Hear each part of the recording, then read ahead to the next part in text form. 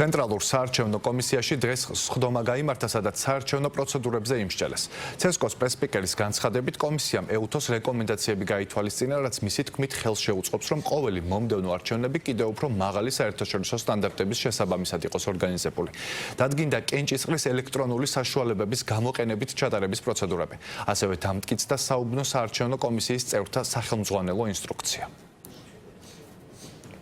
ეუთოს რეკომენდაციების გათვალისწინების მიზნით დღევანდელ სხდომაზე კომისიამ მიიღო გადაწყვეტილებები, რაც ხელს შეუწყობს ყოველი მომდევნო არჩევნები იყოს ორგანიზებული საერთაშორისო სტანდარტების შესაბამისად.